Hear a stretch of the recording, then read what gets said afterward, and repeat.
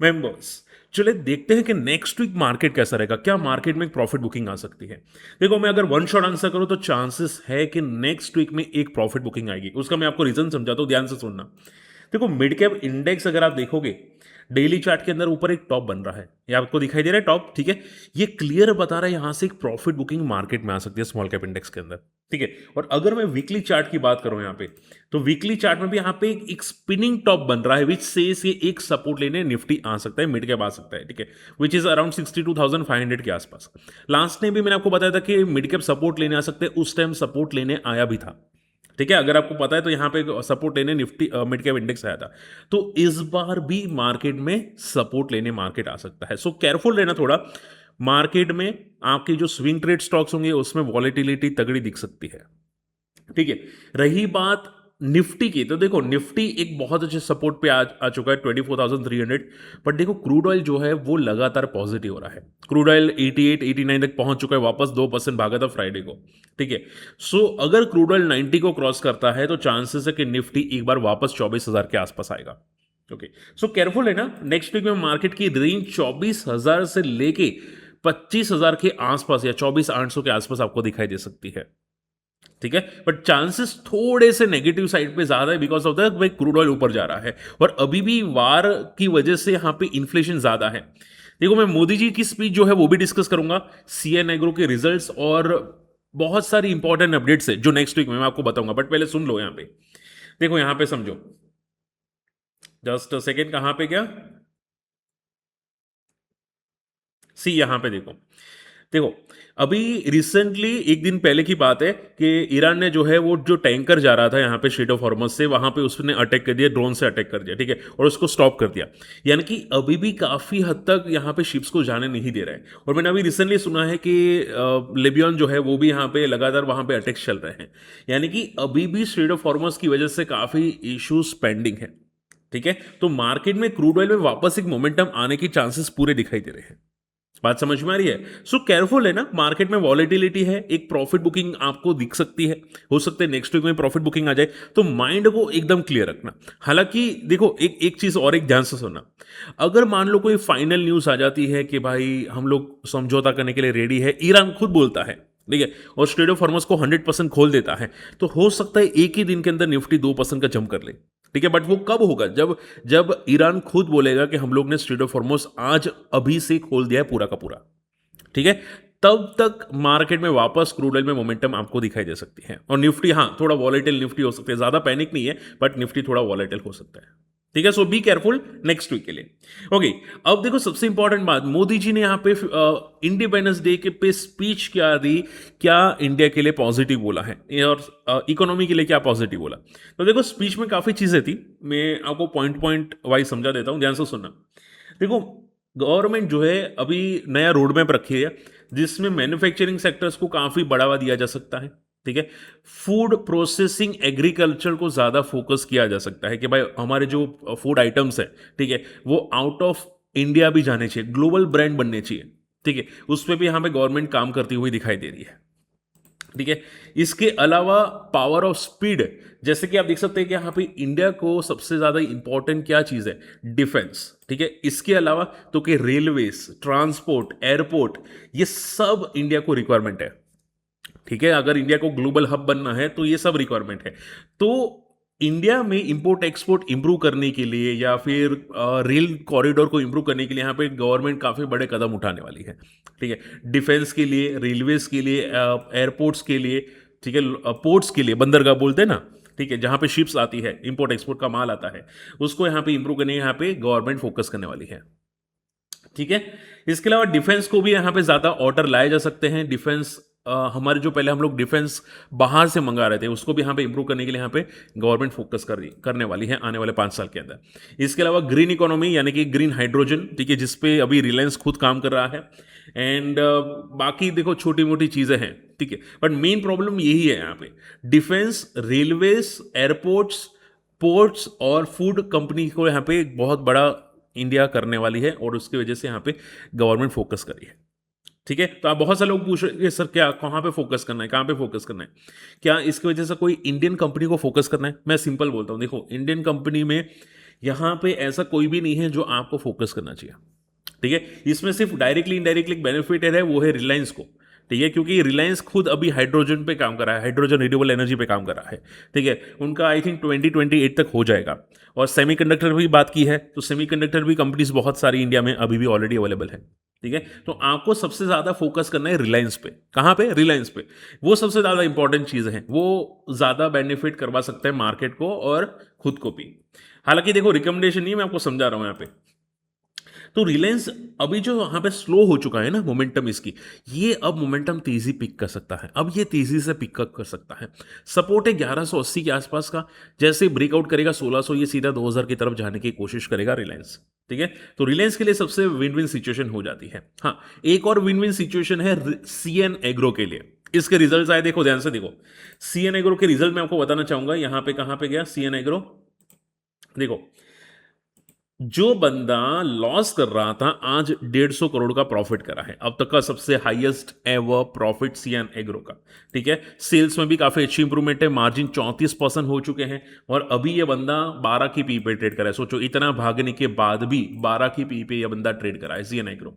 और CN agro का अगर मैं यहाँ पे चार्ट्स की बात करने जाऊँ, यहाँ पे ये सीएन एग्रो का चार्ट्स है। आप देखोगे 3600 का स्टॉक क्रैश हो चुका था, 800 के आसपास, फिर नीचे चला गया 800 के नीचे, अब ये वापस सस्टेन करने की कोशिश कर रहा है। और जिस तरह से नंबर्स आए हैं, नंबर्स बहुत ही तोड़ू फोड़ू नंबर्स है, अनबिलीवेबल नंबर्स है इसके। ठीक है, हालांकि देखो, ये प्योर मैनिपुलेटेड स्टॉक है। ठीक है, तो कहना मुश्किल हो जाता है कि क्या ये वापस लाइफ को टेस्ट करेगा। ये आपको मंडे को ही पता चलेगा। अगर मंडे को सर्किट लगती है ना, तो आप ये समझ के चलो कि मोमेंटम वापस स्टार्ट कर चुका है।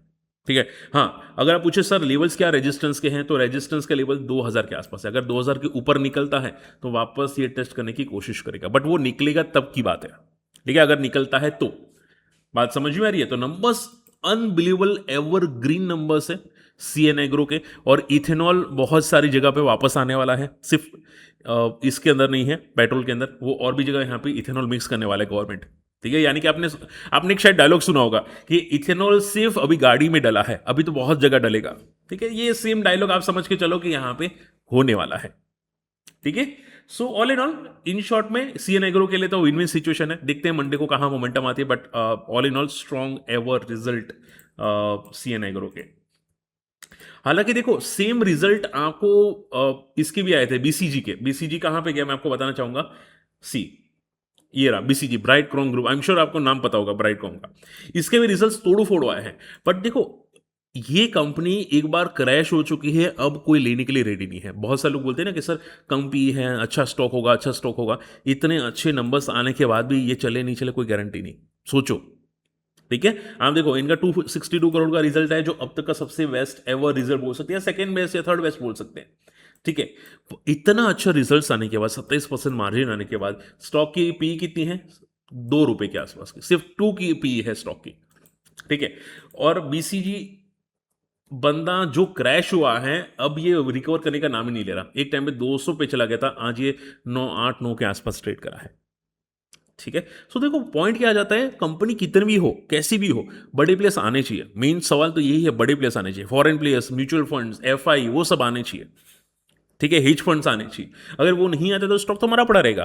ठीक है, अब इसमें सभी लोग जानते हैं प्रॉब्लम्स क्या थे। मैंने एक बीसीजी का वीडियो बनाया था, आप समझ के चलो मैनेजमेंट का इशू है, और ये रिजल्ट उनको फेक लग रहा है बड़े प्लेयर्स को, कि भाई ये फेक रिजल्ट प्रोड्यूस कर रहा है, इसकी वजह से बीसीजी नहीं चल रहा है। ओके, एनीवे, अब देखो नेक्स्ट वीक में इवेंट क्या है, सुन लो ध्यान से। नेक्स्ट वीक है एफओएमसी की मीट है, जहां पे फेड, आप सभी लोग जानते हैं फेड ने कोई पॉलिसी रेट चेंज नहीं किया था, बट माना जा रहा है कि रेट सितंबर में इंक्रीज होगा। अभी कौन सा चल रहा है? अगस्त। सितंबर में रेट बढ़ाया जाएगा। अगर इंटरेस्ट रेट हाइक होते हैं तो डेफिनेटली जो ग्रोथ है वो स्लो डाउन होगी। बहुत सारी कंपनीज के रिजल्ट थोड़े वीक आ सकते हैं, जहां पे जिसका इंटरेस्ट रेट पे डिपेंडेंट हो उसके रिजल्ट वीक आ सकते हैं, यानी कि स्पेशली अदानी ग्रुप, जिसका डेट ज़्यादा हो। ठीक है, इवन वोडाफोन आइडिया या अदानी ग्रुप या बहुत सारी कंपनीज हैं। ठीक है, तो देखते हैं यहाँ पे एफओएमसी, अगर देखो यूएस में रेट बढ़ेगा तो इंडिया में भी रेट बढ़ेगा, बढ़ेगा ही बढ़ेगा डेफिनेटली। ठीक है, तो देखते हैं यहाँ पे सितंबर में रेट बढ़ाए जा सकते हैं, और ये मीटिंग का कोई अपडेट आता है कि नहीं, वो आपको वेडनेसडे को पता चलेगा। इसके अलावा अगस्त 20 यूएस के जॉबलेस डेटा, जॉबलेस में माना जा रहा है कि भाई अनएम्प्लॉयमेंट का बेनिफिट बढ़ सकता है। ठीक है, यानी कि अनएम्प्लॉयमेंट यहाँ पे बढ़ सकती है और ये नेगेटिव चीज़ें हैं यूएस मार्केट के लिए, ठीक है, और इसकी वजह से रेट हाइक होने के चांसेस ज़्यादा बढ़ जाते हैं। सो देखते हैं यहाँ पे यूएस मार्केट कैसा बिहेव करता है नेक्स्ट वीक में। वैसे भी यूएस मार्केट के अंदर ऊपर एक रेजिस्टेंस बन रहा है, अगर मैं बात करने जाऊँ तो ऊपर भी एक रेजिस्टेंस क्रिएट हो रहा है यूएस मार्केट में, डाउ ने नेस्डेक के अंदर दोनों में रेजिस्टेंस बन रहा है, दोनों सपोर्ट लेने आ सकते हैं, ठीक है। अगर वो सपोर्ट लेने गए तो इंडिया भी सपोर्ट लेने आएगा, निफ्टी भी सपोर्ट लेने आएगा, ठीक है। तो मार्केट में थोड़े इश्यूज हैं अभी के लिए। And last not the least, Friday को बैंक लोन ग्रोथ, लोन में कितनी बढ़ोतरी हुई वो एक डेटा फ्राइडे को आने वाला है, ठीक है। तो all in all next week में एक इंपॉर्टेंट इवेंट है एफओएमसी मिट, और यूएस मार्केट में ईरान का क्या अपडेट है वो इंपॉर्टेंट रहेगा। अगर चांसेस पूरे हैं कि मार्केट में एक छोटी सी प्रॉफिट बुकिंग आ सकती है। रही बात आईपीओस की, तो मैं आपको आईपीओस बता देता हूं। देखो नेक्स्ट वीक में कोई खास बड़े आईपीओस नहीं है। एक है जो एसएमई आईपीओस है, क्रेडेंट कनेक्ट एंड केयर, ठीक है। ये आईपीओ है जिसका ग्रे मार्केट 34% है। मैं इसका एक अलग से वीडियो बनाने का सोच रहा हूँ, मैं आपको अपडेट कर दूंगा। बट ये एक आईपीओ थोड़ा सा ठीक लग रहा है। मेन बोर्ड में है ज्वेलरी मार्ट है, ठीक है। ये कंपनी का 15% का ग्रे मार्केट है, बट मुझे थोड़ा डर लग रहा है कि ये बहुत कम ग्रे मार्केट है और ये शायद इतना अच्छा लिस्टिंग ना दे। इसका भी अगर हो सके तो मैं एक शॉर्ट वीडियो बनाने की कोशिश करूंगा, ठीक है। बट मुझे कोई अच्छे आईपीओस नहीं लग रहे जो लगते हैं कि भाई नेक्स्ट वीक में अच्छे लिस्टिंग इन दिखी जा सकता है, ठीक है। एक यही आईपीओ लग रहा है जो एसएमई का है, बाकी तो कोई खास नहीं लग रहे जो एक अच्छा खासा लिस्टिंग इन दिखे जा सकते हैं। बात समझ में आ रही? ऐसा होगा तो मैं आपको अपडेट करने की कोशिश जरूर करूंगा। क्लियर? रही बात क्रूड ऑयल की, क्रूड ऑयल में मैं आपको बता देता हूं। सी, क्रूड ऑयल का वीकली चार्ट देखो, यहां पे बहुत अच्छा पुल बैक था, बहुत अच्छा पुल बैक था। ये पुल बैक अभी भी बता रहा है कि क्रूड ऑयल 91 92 को टेस्ट करने की कोशिश कर सकता है नेक्स्ट वीक में, अगर ये जाता है तो, ठीक है। तो नेक्स्ट वीक में क्रूड ऑयल की रेंज रह सकती है 80 टू 83 से लेके 95 तक की रेंज रह सकती है क्रूड ऑयल के यूएस मार्केट के हिसाब से, ठीक है। और रही बात गोल्ड एंड सिल्वर की, तो इंडियन मार्केट में गोल्ड एंड सिल्वर में भी काफ़ी अच्छी मोमेंटम थी, बट गोल्ड में एक रेजिस्टेंस है अराउंड 157 टू 158, ठीक है, 1,57,000 1,58,000 के आसपास। एंड सिल्वर में भी एक रेजिस्टेंस है अराउंड 2,40,000 के आसपास, ठीक है। अगर ये ब्रेकआउट कर लेता है तो सिल्वर में 10,000 का मोमेंटम और आ सकता है, और गोल्ड में कम से कम 3,000 का मोमेंटम और आ सकता है अगर ब्रेक करता है तो, ठीक है। अगर 1,57,000 ब्रेक करता है 160 को टेस्ट करेगा। बात समझ में आई? बाकी चांसेस तो पूरे हैं कि गोल्ड भी नेक्स्ट वीक में साइडवेज रह सकता है। हाँ, gold and silver next week sideways रह सकता है, बट मैंने आपको लेवल्स बताए हैं, अगर लेवल्स ब्रेक होते हैं तो ब्रेकआउट होगा, ठीक है, तो ब्रेकआउट होगा। बाकी चांसेस तो पूरे साइडवेज के ही है गोल्ड एंड सिल्वर के। ओके, आई होप बात समझ में। वीडियो शेयर करना, चैनल सब्सक्राइब कर लेना, फ्री टेलीग्राम में नहीं है, जाके ज्वाइन कर लेना। और देखो लास्ट वीक के अंदर मैंने खुद स्विंग ट्रेड से 50,000 का प्रॉफिट किया था। मैंने बहुत सारे लोगों को एक्सप्लेन भी किया है कैसे किया, क्यों किया, ठीक है। ये काफ़ी चीज़ें होती है, अगर आपको सीखना है तो मुझे कमेंट करके बताना, ठीक है। अगर आपको हमारी कम्युनिटी में आना चाहते हैं, हमारे लिंक से अकाउंट ओपन कर लेना, ठीक है। वहाँ पे काफ़ी चीज़ें आपको मदद करूँगा मैं, एपीओ हूँ, ठीक है। आपको म्यूचुअल फंड का कोई गाइडेंस चाहिए तो मैं सपोर्ट कर दूंगा, अच्छे आईपीओस के बारे में अपडेट कर दूंगा, ठीक है। बहुत सारे कम्युनिटी मेंबर्स होते हैं जो सवाल पूछते रहते हैं, तो अगर आप इंटरेस्टेड हैं अकाउंट ओपन कर सकते हैं। अकाउंट ओपनिंग की लिंक वीडियो के डिस्क्रिप्शन कमेंट्स में मिल जाएगी। मिलते अगली वीडियो में, टेक केयर।